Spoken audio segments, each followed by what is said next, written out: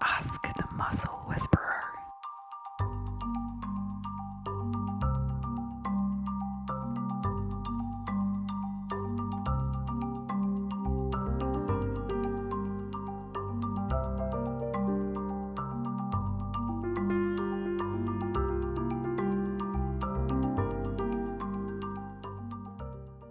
Hi everyone, Sunita here from Tri-Dosha. We are a massage and meditation training academy. We also manufacture all our own lovely natural skincare. And we have been in the business of training for over 15 years now. So I know some of you have been joining us on some of our courses recently, which is really fabulous. And I'm really excited to share my thoughts on today's question. So this is the lovely question I had from Samantha Jenkins at Massage Warehouse. And it says, after a time to reflect during the pandemic, many massage therapists are rethinking their marketing strategies and choosing to niche their businesses. At what stage in your career did you choose a niche for your massage therapy business? How did you pick your niche? And what would I recommend for selecting a niche? So I love this question because really Ayurveda found me. So I'm an Ayurvedic practitioner.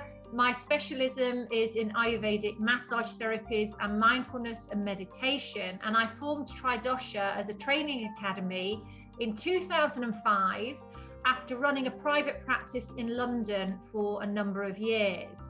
And when I started the training academy, I was completely obsessed, as I still am, with Ayurveda as a health system, with the concept of the mind-body connection. And that was really one of the first things that connected me to this health system. So to give you a little bit of background, I'm originally a business journalist, and I used to travel all over the world with my company, and I was interviewing business executives, CEOs, some politicians, a couple of prime ministers, and really loving that lifestyle, loving the work of a business journalist. Really, I love the research and putting together the content. But what really happened to me was I started to get burnt out. And I was actually on a project in India. This is 2002. And I went by chance. I was shopping in Hansel Plaza, which is in Delhi, really fabulous shopping center. And I walked into a little meditation shop. I had never meditated before in my life. And whatever the meditation teacher said to me in that moment just completely resonated. So lo and behold, I found something that I was really interested in and wanted to pursue further. And the following weekend, I actually jumped on my first meditation retreat. And then I moved to Mumbai.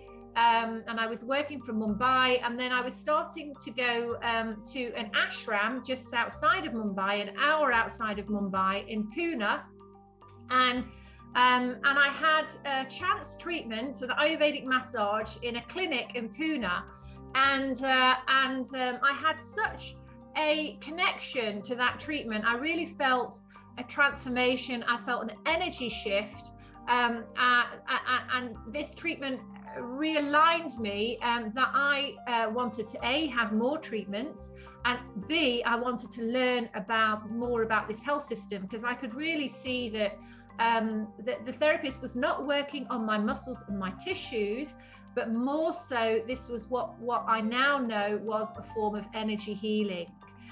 So I was completely blown away, and with that interest, it was that real inner interest that guided me to then continue learning. So I actually stayed in India, and I started my training in India, in southern India, in the therapeutic aspects of Ayurveda. So that's really what started me on my journey, and my complete focus all of my focus as a teacher, all of my focus as a practitioner is in facilitating training programs for therapists who want to learn about Ayurvedic body techniques, and then also those who want to facilitate mindfulness and meditation training sessions. So what would I say? What's my advice? How do you pick your niche? Well, for me, it was serendipity. You know, something very naturally happened in my life that connected me to something that was so deeply, really part of who I am. Another aspect to this story is actually my grandfather was an Ayurvedic doctor, so I'd had some experience growing up in an environment where those principles were passed on. So there was a very natural connection for me there. When you're thinking about your niche, I really think it's worth opening yourself up to what resides so deeply inside of you. You know, in order to serve others through our practices, we need to understand ourselves first.